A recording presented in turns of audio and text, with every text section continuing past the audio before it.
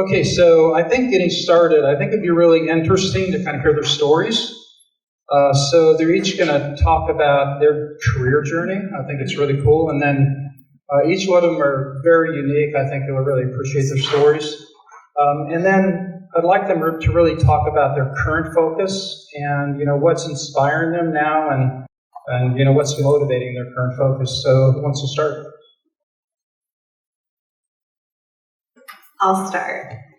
Hi, my name is Anisia Corona, and I started my healthcare journey living in San Francisco. I worked for UCSF Medical Center, and I got 2 undergrad degrees at San Francisco State University.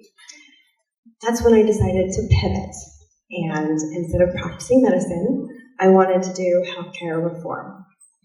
So I went on to get a master's degree in public health and business.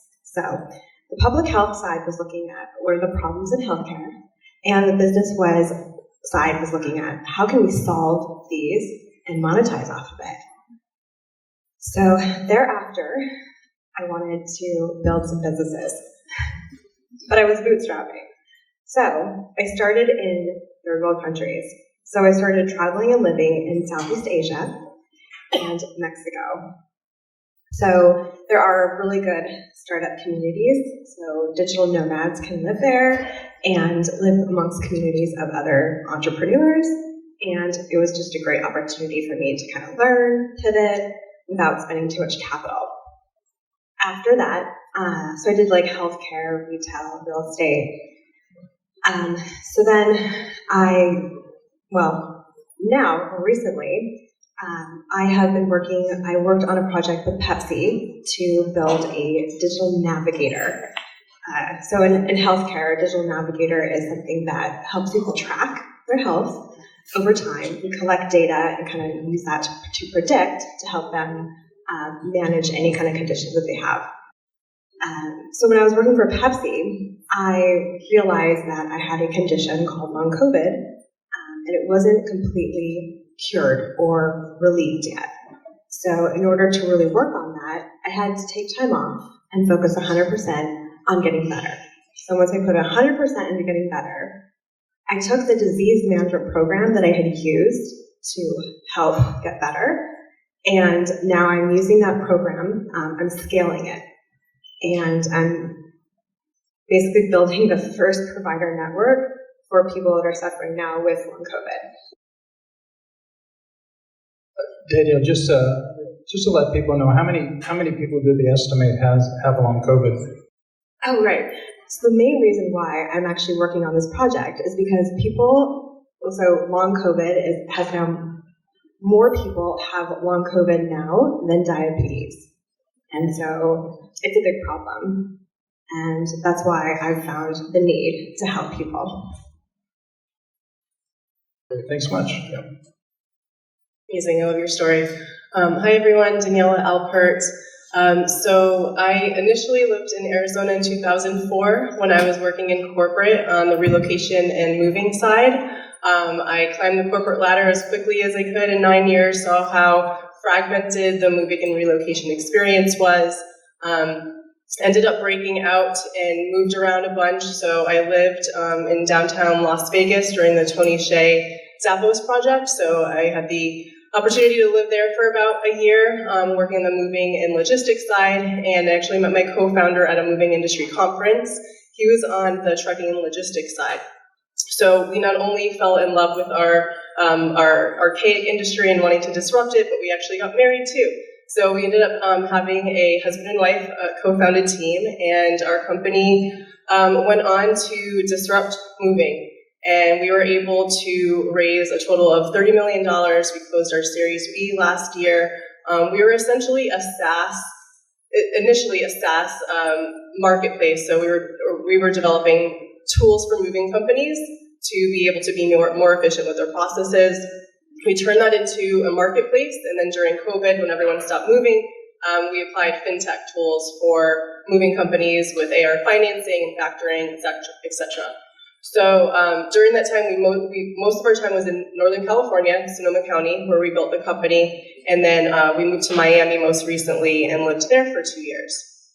Last May, a crisis hit in my life, so we separated as a couple, and a couple weeks later, he got terminated from the company, and I got pushed out. You will learn from me that I believe in radical transparency, so as we go through this entrepreneurial journey together, I think it's very important that we humanize the experience. So it wasn't exactly the way I wanted to exit my company, but there was a lot of learnings that came along with it. So during that time, I was able to have an opportunity to reset my nervous system. I was living in very much a hypervigilant state and burnout. I have 2 boys that are 4 and 6, so not only did I grow my startup in 6 years, but I had 2 children. And now I am focused on looking at just the entrepreneurial journey as a more holistic one. And I am a startup consultant and coach for early stage founders. And I'm approaching it from more of an integrated, holistic approach of building your business. So business consulting with the mind, body, soul support. I've been studying the chakra system for the last 2 years. I have a meditation teaching and spiritual psychology coach. So building out that framework and wanting to help entrepreneurs have very successful journey without losing their soul in the process. I also, given that I've lived in 3 tech cities, I'm very excited to be back in Arizona and seeing how much opportunity we have here to grow and prosper and be able to support each other. Thank you, Daniela. That was a wonderful story. We have at least a few words in common when we talk about integrative, holistic type approaches. So my name is Sumit Mehrotra. Good afternoon, everybody. Thank you for the opportunity to be able to talk to you and who I am and what we're trying to do. So we are Wellkasa. We are in the business of helping people with chronic conditions improve their quality of life. But that's not where I grew up. Until about 2 years ago, I was living in Germany and I was running about a $500 million business. I used to travel about 250,000 miles a year. And then when COVID hit, we had to move from Germany to Phoenix on a 48-hour notice. So we've been in Phoenix for 22 years now, in and out for 8 years, talking about relocating and moving and going through painful experiences. So we came back to Phoenix, and when the travel stopped, it gave me a moment and a pause to really figure out what I wanted to do when I grew up. And what came out of that was Wellkasa. And so I had a passion burning for a number of years around quality of life issues. And when you hear my story, you probably have heard this story before. Someone going, and experiencing cancer, heart disease, brain disease, difficult diagnosis, right, within family, close loved ones. And when you go through that, like unfortunately I had to, what you quickly learn is that quality of life really matters. A day of good quality of life helps you create memories of a lifetime. But when you've been given that cancer diagnosis and terminal diagnosis, how do you find those quality of life solutions, right? And so you go to Dr. Google and you spend hours and hours trying to figure it out, and I'm sure Anisia can relate to that, trying to find a long COVID answer. You don't get those answers, right? And especially for your loved one, right? They're in a vulnerable state. You can't give them anything that anybody's claiming. So how do you figure out what's safe and effective? So that was a itch that was burning for a number of years. I tried to scratch that itch when I was in my corporate job by doing charity, and that burned out. And then when COVID hit and came back home, got an opportunity to figure out what I wanted to do. And that's what Wellkasa is trying to do. So we'll talk today quite a bit about pivots and journey I've gone through. So yes, I've got quite a bit of experience running large businesses and public companies, but I'm a kindergarten student of the startup university. So so my perspective today that you'll get here is really what mistakes not to make, how not to burn money, and be able to move in your journey faster. So I'm really looking forward to this conversation. Thanks very much. And, I think you passed kindergarten, so maybe we should do a kindergarten graduation for you. So. Anyway, thanks. Those are all really great, inspiring stories, and you can definitely see the motivation and inspiration in what they're doing, so I applaud all 3 of you. Next kind of topic I want to have you talk about is, as you're kind of shaping your business and really trying to figure out how you hone your business and focus properly on what you want to do. How do you go about developing the expertise, connecting with the right resources to be able to hone your product or your service or MVP? And are those competitors? Are they customers, potential customers? Parallel businesses? How do you think about that, and how have you gone through the process to do that? And I've been a little bit on the journey with Anisia since we sort of partnered together a bit, but so I've kind of seen how she's done this in action. But maybe you can kind of talk to that if you wouldn't mind, and just go in whatever order you want to go. All right, we can keep taking turns on who goes first. So I think when you're thinking about MVP, etc., the first thing to start with is really focus on the problem, your mission. What are you passionate about? What are you really trying to solve? And I feel like the journey that I've gone through is, I call it opening the aperture and closing the aperture. Right? So you have a problem statement in mind, and you don't want to be too narrow when you're initially starting to think about the problem. And then you go experiment, like Zach was talking about in the previous session. And when you experiment, it helps you start to focus your thought process as you're starting to create your MVP, right? So I call it a journey of opening the aperture and closing the aperture, opening the aperture and closing the aperture. And the trick is to do it in a pretty rapid manner, because if you get too narrow too soon, sometimes you get into this mindset of getting too married to an idea too early in the game, and then you burn a lot of money. If you are too wide for too long, you're too diluted and you're too lost. So I think that's kind of my approach to building the MVP. And you heard this earlier today, if you've been sitting through it, fail fast, fail fast, fail fast. Yeah, absolutely. So that's kind of my thought process around an MVP is start with an open aperture, do experimentation, get to an MVP, test, and then when things don't work out, learn and pivot very quickly to keep maturing the MVP thought process. Great, I love that. The iterative process is so critical, and I give a lot of advice to founders around, don't overthink your MVP. If you didn't release your product and you're not embarrassed, you probably waited too long. So I'll give you an example of our MVP back in 2016, our first SaaS product. It literally was screen recording software over FaceTime and Skype for moving companies to save around $300 each time they had moving estimates. So instead of coming out to your home, you're doing a video survey. And we thought it was incredible, and we sold it for $3.35, and 2 years later, that retailed for $90. So I just encourage that type of process. And whenever you can sit with the users and kind of observe their behavior and observe, what they're doing today and how you can help with the adoption process of whatever your software is, and bridging the gap from education and support and being in the room with them to really develop the future feature set and just have them be part of the process. I think that goes a really long way, especially if you're from an organization where you have those deep relationships. So I think that's really important in the MVP build. Great, thank you. Anisia? I'm going to talk a little bit about the networks that you build, not just the MVP, but I think the first step really is to find out who you are and your story and build on that. So even write a timeline of your history, your education, your skills, everything, and then kind of figure out where you have gaps, and then use your network to help you find people, reliable people, to fill in those gaps, so that you're building a company of a team of experts.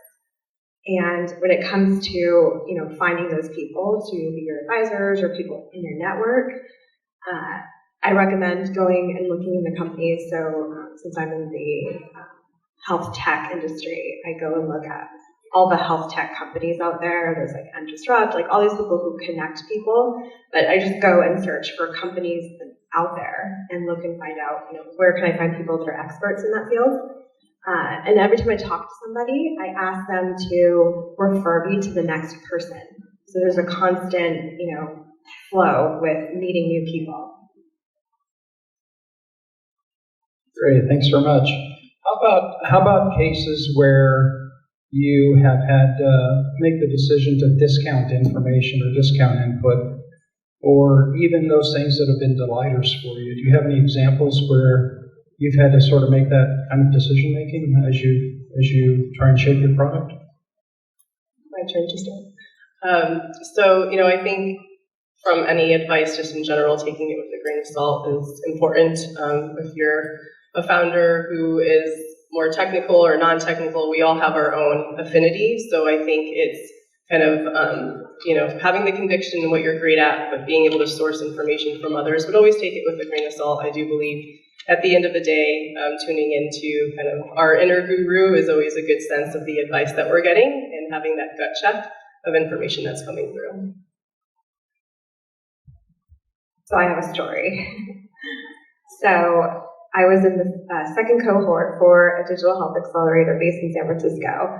And you paid them to basically give you a group of advisors. So each entrepreneur had their team of advisors. So there were advisors and experts in the industry that you were in. And what happened to me was that my advisors, every time we met, they ended up giving me advice that pivoted my business so much that at the end of the accelerator, during the time that we had to pitch, I was pitching something that I didn't own. And it didn't sit with me, and I ended up exiting.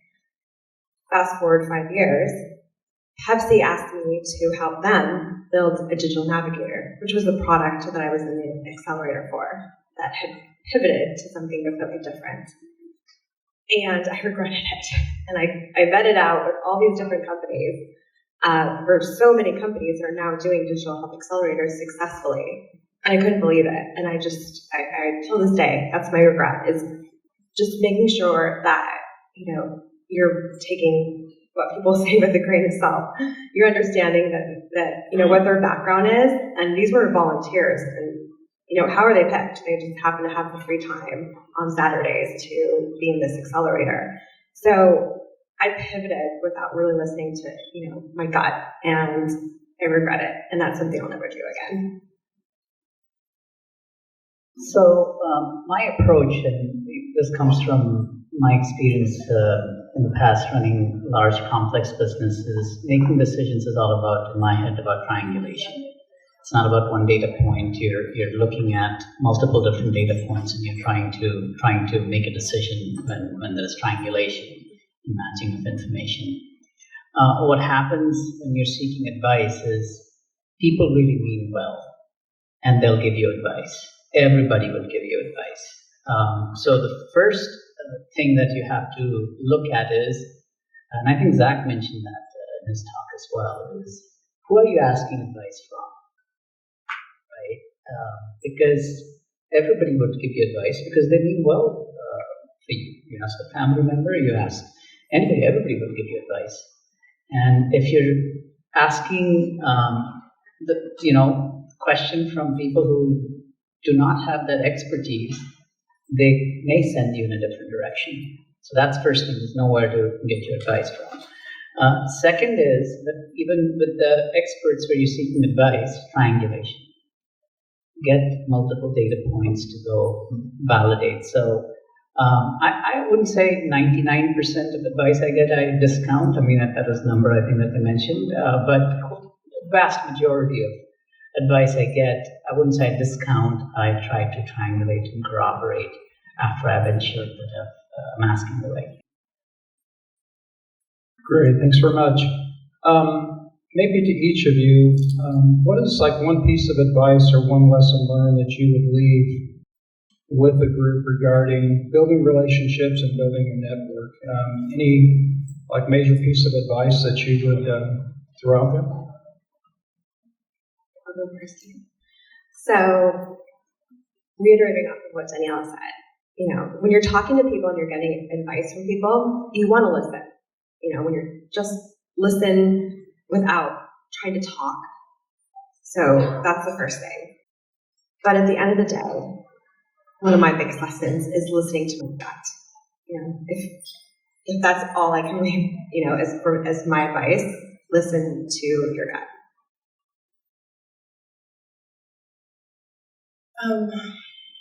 Great question. There's a lot to unpack there. I would say, I'm a person who values relationships and partnerships, and I think at the end of the day, it all comes down to trust, and that trust is often recognized through others through your vision and then the aligned action that you take. So I think in my experience, being able to demonstrate that and show up for your clients in a way that is aligned to the vision that you set out will really go a long way. And if there's any misalignment, people will feel it and will sense it, and that misalignment is not sustainable. So you probably could stomach it for a period of time, but it will come back and it will often be ugly. So I just think, transparency, trust, and being able to connect with people on a professional and a personal level. Our industry was relocation, so it was very close-knit and family-oriented. There's a lot of generational moving companies, so if it's having dinner with someone, after a long workshop or whatever it is, I just, the relationship aspect will take your business to tremendous places, but staying true to yourself and where you're authentically aligned is super important. So my perspective is you'll likely need advice on multiple things, right? So, and not all advice has the same weight. So when you're seeking advice on things that really matter, my preference is to lean in on people who have skin in the game. Okay, because again, going back to my earlier point, everybody would give you advice.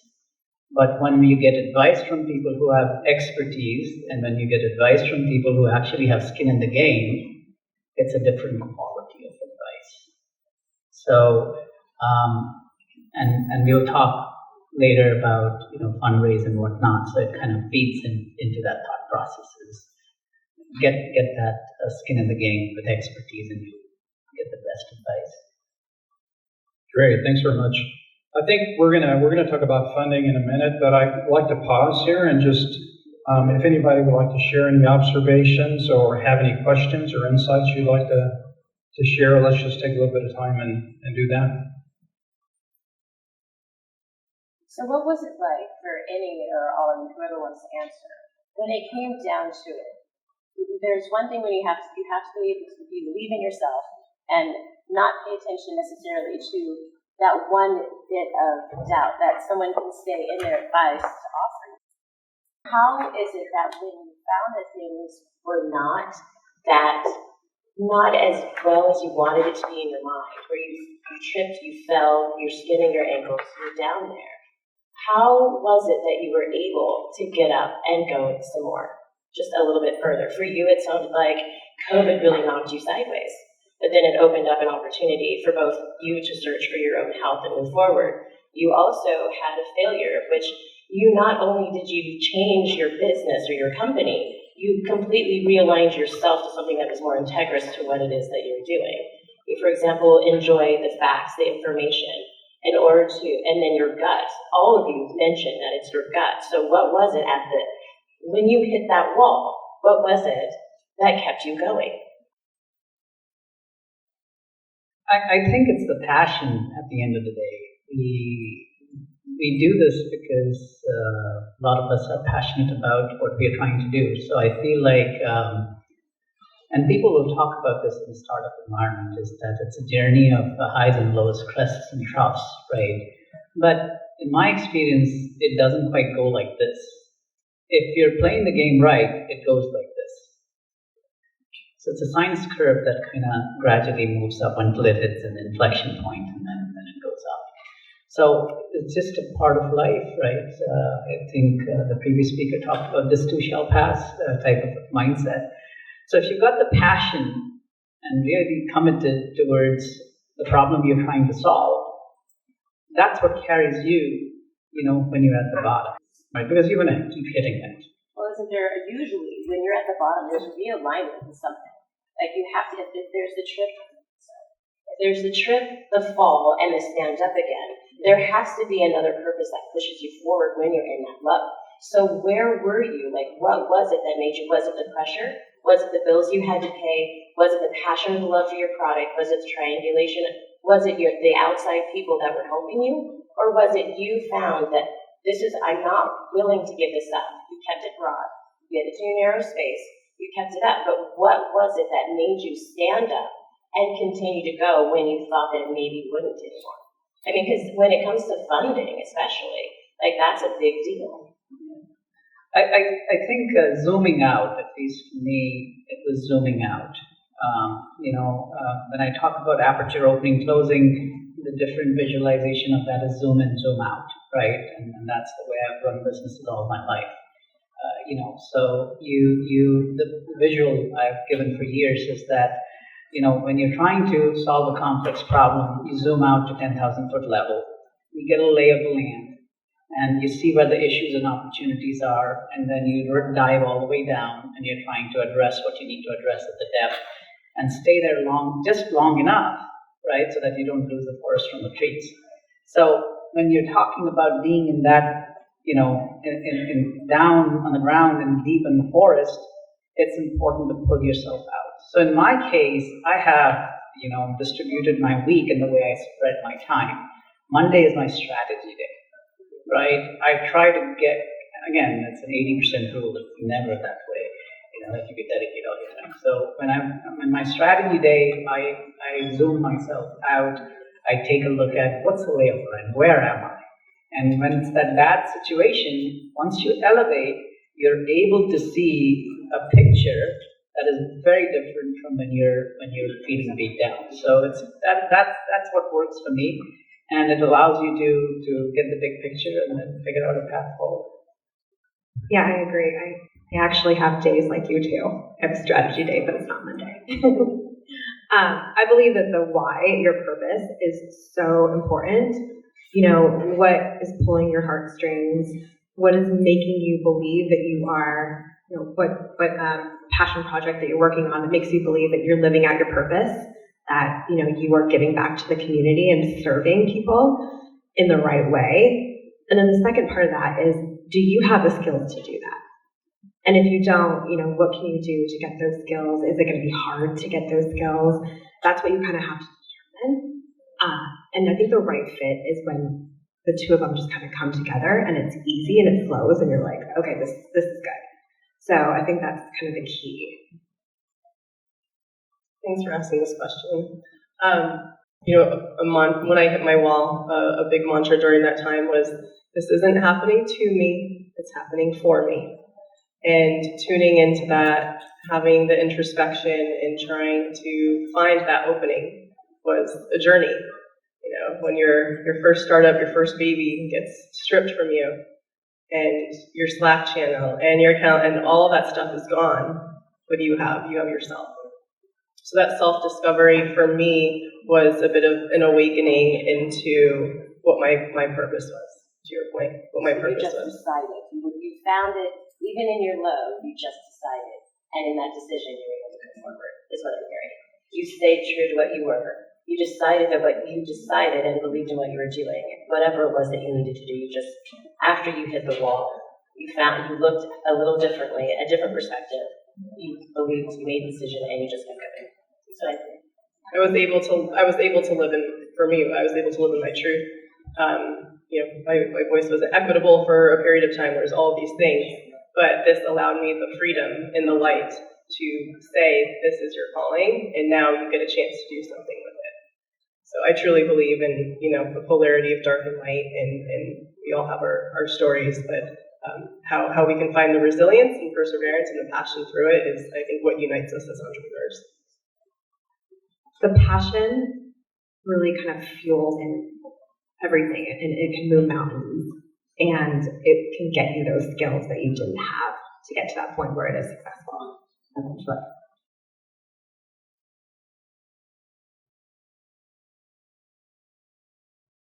Thanks for the talk. It's not a question. I just want to suggest. I was just looking at the title of the talk today. It's building your advisors strategically. I'm a physician. I was really into science and medicine, and then I flipped into finance and became an investor. I will tell you from my standpoint, the best advisor is reading books, more than really just relationships. I think maybe I spent 5-10% of my time connecting to people. In medicine specifically, and in biology and biotechnology, you have to know science, evidence-based medicine, and what works. You can connect to as many people as you want and have so many advisors, it doesn't matter. You have to know science, you know what works, what doesn't work, and your project will take off with very few people around you. Because especially in medicine, we have algorithms and guidelines, so things are very standardized. So you don't really have to really fight the system if you are within the system. Science and what's approved and what's accepted. So that's a major advisor. It's books. Just read what's out there. A lot of professors, a lot of investors, biotechnology companies have put out there everything they have. So you don't really have to go out and spend so much time. You just can access it online and access books. I mean, that's a great point, and I've actually talked to Anisia and Sumit both about this, and do you guys want to comment on, because science is their fundamental bedrock in terms of what they're doing, and so I think that might have been a baseline, but you guys want to talk to that at all? I totally agree with you. And I have 10 years of university, so I am that person that does believe in reading. In my case, I'm working with a condition long COVID where there is no research. It's far from view. So I do need the people that have dealt with the condition year over year. So most of the people on my advisory team are people who have a condition called MECFS, which is a post-viral condition that has been around for 30 years. It mimics long COVID. It's the same thing as a post-viral condition. So they're on my advisory team because they've been dealing with this condition for 30 years, and long COVID came along, and then they're like, we know what to do. You guys are acting like this is a new condition. It's not, even though there's no research. So because there's no research, I do, in this case, which is very unique in medicine, that I do have to rely on the people, doctors who have treated the condition and doctors do know, or people that do know about the condition. So my advisory team are the organizations that are experts, the doctors, and the patients. I think again, I agree with you, but I look at it as a house, right? Science is the foundation. Completely agree. But when you're building a business, and I'll quote something from my MBA orientation at WP Carey from 2005. I learned something interesting. I just been selected to the program, and the professor was giving the orientation. And he said something very interesting. When you're building a business, my background is engineering and science. He says it's very different from engineering and science. Business is more of an art than science. 2 plus 2 may not always end up being 4. So what we teach you in the MBA program is to learn to understand patterns, right? And we give you enough exposure such that you're able to make, smart decisions, educated decisions when you're in real business work. So when you're trying to build a business, absolutely science is particularly for people like us building a business in integrity. Absolutely. In other artistic or other aspects, maybe the business side, the connections are more important. But when it comes to medicine, if it succeeds, it has good experimentation, bio science. I agree with you, but we are building, and this is why I wanted to be a part of this forum, is because majority of the health, medtech, and life sciences business that's getting funded here in the Valley is in your space, which is FDA approved.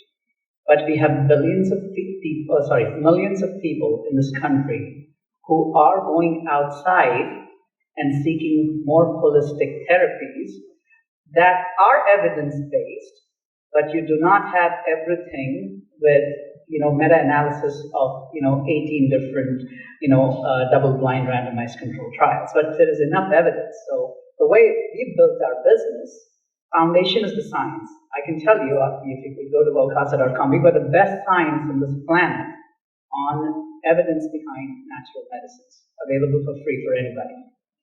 It's not enough. The level of research in this space just doesn't exist. So how do you build that house? You start with the foundation. That's the best science that's available. On some, I'll give you meta-analysis on 18 different trials. Some therapies, I'll give you that evidence. But on some therapies, I actually have inconclusive evidence. I may have just one observational study. Right? Now, how do you make decisions? This is where we combine the science with the expertise of people like yourself. So this is where advisors come. I've built an advisory board of some of the best integrative medicine minds in the country. And the conversation we have with them is combining the science with their clinical expertise. And we as a company take a very conservative approach. So it's really an interesting conversation if you were a fly on the wall. When we are designing our migraine supplements, I'm actually arguing with a 30-year physician who's been treating migraines, who says, yeah, this therapy works. And I'm saying, where's the science on it? Here's my evidence. And we take, as a company, a very conservative position. We try not to lead with, some fringe thing is out there and we'll go and follow that. So I think, look at this as a house. Foundation is science, then you need advisors, and then you keep building.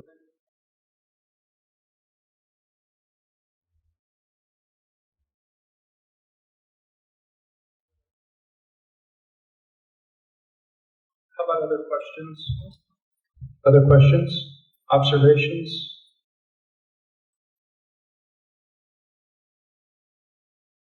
Yeah, hi. I was curious. I know Daniela, you seem like you went through a pretty significant mental health issue and you came out the other side. I find that to be probably the biggest issue, probably the most important issue for CEOs is that they're able to essentially strategize their time around themselves. And I'm curious how you were able to go through a very similar process as you. And, you go through anxiety, you go through the depression, you go through the significant struggle, how you're able to pattern your day to get through everything that you need to get through. Great question. I developed, a great morning ritual. I think that's the biggest part that helped me. So during the process of resetting my nervous system, meditation was fairly new to me. I dabbled in it a little bit with Calm app and other things, but through my certification, I was doing the 18 minutes a day for 21 consecutive days, and it was life-changing. So really altered, I would say, my levels of consciousness and being able to operate on a level that I wasn't able to operate in probably ever. During my 6 years of co-founding the startup and dealing with postpartum depression for both of my children, it was kind of a layered on, challenging time and all the founder challenges of imposter syndrome and all of those other things. So it really allowed me to literally, when I say reset my nervous system, I picture myself balcony in Miami just laying there, sometimes for hours, just laying there and being with myself. And it opened my eyes up to the magic and the messages that were around me. I have a lot of stories that we can probably share for another time. I also really tapped into some energetic healers. I had a great experience in Sedona. I had a great spiritual tribe in Miami, so the sound healing modalities, some of the soul retrieval work, a lot of that really resonated with me, and just again being able to tune into our energy centers and knowing how to unblock and nurture those areas. And I struggled with having work-life balance during startup time. I don't believe in that because our startups are everything. But when I looked at the body in more of a fluid, energetic type of approach, it made me feel like I can actually achieve some level of balance and fluidity, and knowing those areas that just need extra attention. And it moves around, and I think there's so many different practices of getting out of your head and into your body that these are practices that I use every day for myself and for the founders that I work with. So I think with the combination of breath work, meditation, sound healing, and there's a slew of different areas, and I'm only 2 years into my journey. It was a saving grace for me. Yeah, I agree with her, and we've talked about that before. The ice plunges. I forgot about the cold plunges. We relate to that one. So interestingly enough, some of the treatments for long COVID are actually calming your nervous system. So before this journey, when I was trying to heal myself, before I could, get into anything, I had to heal. I had to spend 100% of my effort on healing. I did everything she said, plus like hypnosis and everything to calm the nervous system. And when I came out of that is when I knew that I could now take everything I knew and scale it. But I also knew that I was a completely different person. And I was better than I've ever been. I am the best version of me today because of all of that type of treatment and modalities that I went through. And it's helped me now more as an entrepreneur. Like, there are so many breakthroughs I've had and I experienced, and I'm like, oh my gosh, I think going through that type of healing really helps me as an entrepreneur. So it should be something that everyone is doing. And really quick, so I had a revelation earlier this week. I think I focused so much on my healing process for the bliss and the joy and feeling all of the great things that I forgot about the flip side and the polarity of the anger and rage aspect that I really think we need to humanize and not have be taboo. So I was sensing this thing and I didn't know what it was, and I really think that's what I was suppressing. So I went to the park with my 4-year-old and we screamed and we danced, and so I just encourage us to, again, look at it more holistically, and it's not just always finding, the path to enlightenment and the bliss and the joy, but also creating space and access for yourself to experience the entire circle.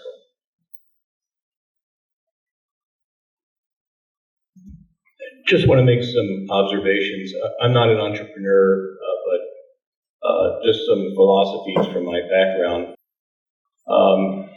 I'm a physician as well as an MBA, and I draw different things from those two areas. Back when I was at the University of Connecticut, there was a mentor, one of the associate deans named Tony Voidovich, and he had two titles that were disparate, and I thought that was kind of conflicting. And I said, Tony, why do you have these two roles? He says, I always like to stand on two pillars, because if one falls, I can always just shift my weight. And you need to develop a philosophy where random things happen. To draw some imagery from Forrest Gump, you have the random ebb and flow of that feather that was kind of a theme throughout the movie, and also his statement that shit happens. You have to be prepared for the unexpected coming from the least probable location. When I came out here to Peoria, I started with Valley Radiology. And I had a backup plan. I had multiple state licenses to do telerad from home, but it was a backup plan. Little did I know that my father would have a stroke, which would ultimately be fatal, 20 days into my new job with Valley Radiology, which was undergoing themselves their own crisis as we're being absorbed by Banner. And so because I had lost so much family time going back and forth to Philadelphia, they let me go amicably. They said, it's not working out for us.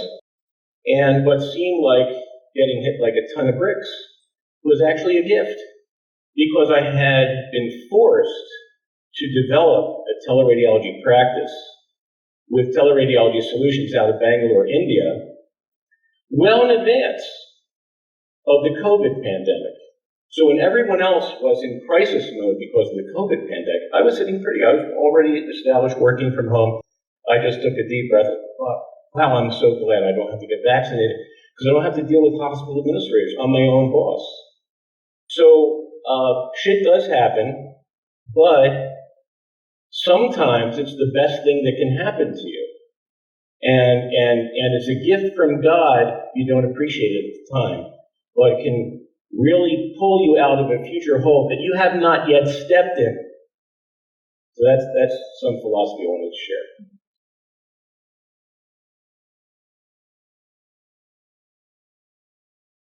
I think we're going to have to skip the funding discussion. We're just about the end of the time, but any other comments or questions?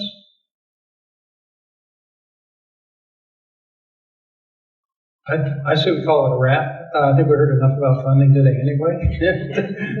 And we were kind of talking about that before. It's like, okay, we're probably saturated with funding discussion anyway. But anyway, thank you all for attending this. I thought it was a great session, and thanks for the transparency. It's not always easy to kind of unpack your life in front of people, but I really appreciate what you all did and the conversation.